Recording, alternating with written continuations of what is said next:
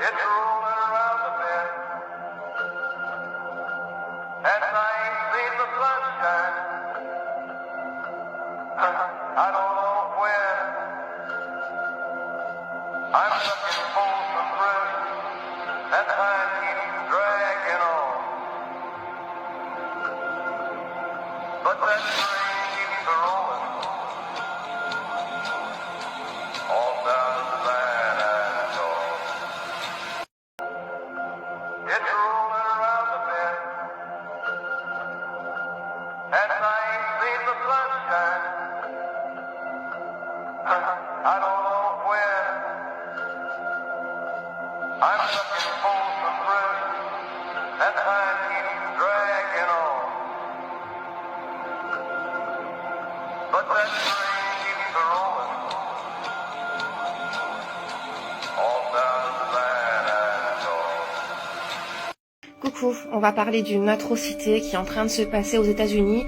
Au moment où je tourne cette vidéo, tout ça est sorti il y a 7 heures. Pour l'instant, j'ai pas l'impression que la télévision en parle, mais on commence un petit peu à en parler sur TikTok. C'est extrêmement grave ce qu'il se passe. Il y a des millions de morts.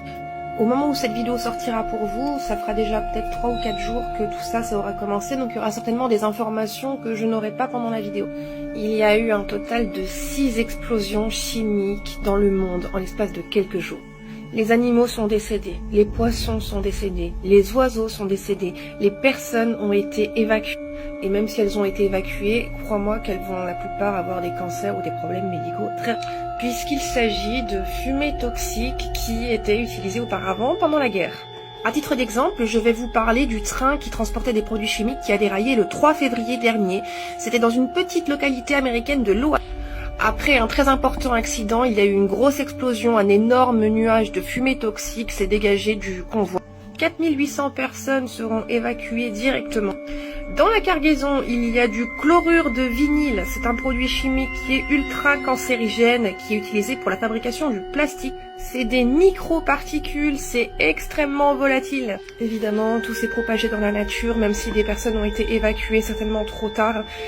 Les animaux, la faune, la flore, tout ça y est exposé actuellement. En quoi est-ce que c'est doublement dangereux? C'est que c'est extrêmement inflammable et une fois que c'est inflammé, ça se transforme en particules encore plus toxiques qui s'appellent du phosgène. Ça a été notamment utilisé pendant la Première Guerre mondiale en tant qu'arme chimique. Voilà pour l'incident qui a eu lieu dans l'Ohio. Mais sachez que ce n'est pas le seul, il y en a un total de 6, donc je prendrai le temps aussi pour vous raconter un petit peu ce qui s'est passé ailleurs. 6 accidents chimiques qui s'enchaînent. Qu'est-ce que vous en pensez? Là, vous regardez en live les fureurs de la secte de Davos qui sont en train de tout perdre. Ils jouent leur dernière bille, les amis. Je l'avais déjà dit, je l'avais déjà expliqué que le nouvel ordre mondial avait été placé là et mis devant les yeux des gens pour les réveiller. Afin qu'ils rejettent le monde de merde qu'ils nous proposent. Ces derniers temps, on a bien vu, ils ont voulu nous faire passer un coup de blue beam, ce qui est très compliqué quand à toute une population qui est au courant de l'information et qui attend en les regardant. Et ces gens-là aiment bien naviguer dans l'ombre. Donc autant vous dire que toute une population qui les regarde, c'est pas dans leur projet. Et vu le nombre de Bluebeam qui sort de partout, croyez-moi que même le plus lobotomisé est au courant. Du coup, ils ont plus grand chose, les amis. Je vous l'avais dit qu'ils avaient plus grand chose. Ils ont plus grand chose. Ils ont même plus rien du tout. Puisque c'est la petite marionnette cloche-chape qui dit qu'il faut remondialiser. We are now in a deglobalizing world. But actually, I would say, we have to reglobalize this world. Pourquoi tu remondialises si ton plan est parfaitement en place et que tu déroules? Je comprends pas. Et donc ces clochards là, ils ont plus qu'à faire des guerres chimiques. Donc la première vidéo c'était en Inde, une usine chimique. La deuxième vidéo c'est aux Pays-Bas, une usine de polystyrène. Et puis voilà quoi.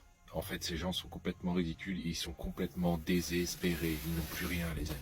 Tout leur plan est parti en miettes, les gens sont au courant de la plupart de ce qu'ils ont pour notre pomme.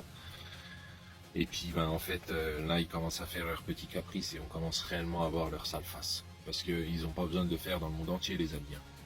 Ils mettent le feu à quelque endroit stratégique, ils te mettent un coup de harpe, ils soufflent ça, fin de l'histoire. Pouvez-vous Imaginez utiliser le cannibalisme comme satire pour les lycéens. Il y a donc une école, le lycée Richmond Hill en Géorgie.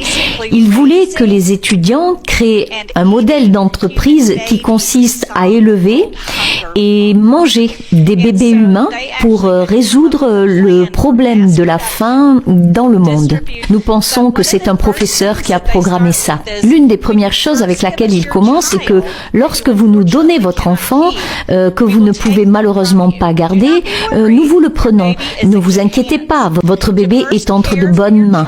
Pour commencer à soigner votre enfant, nous lui ferons un vaccin. Après ça, ils sont généralement très fatigués par la piqûre. Ils seront malades et ne se réveilleront pas.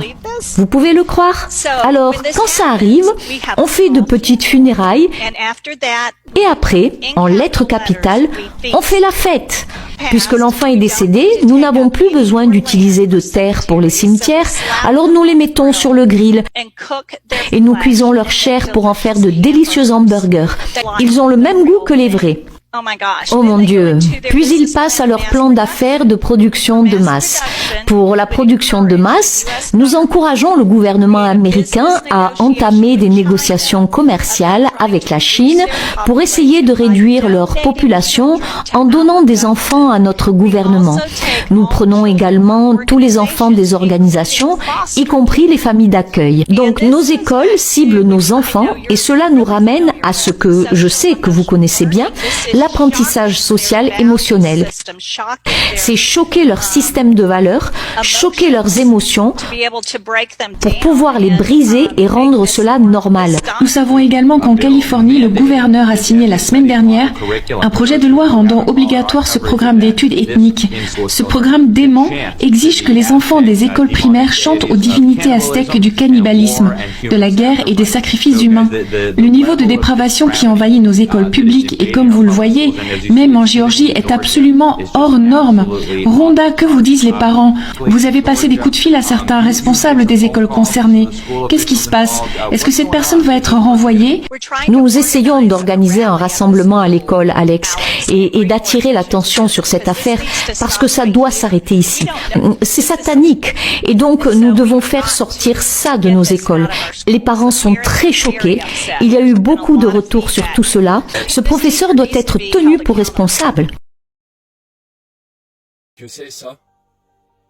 C'est la liste des usines de transformation alimentaire qu'on cramait aux États-Unis depuis 2019.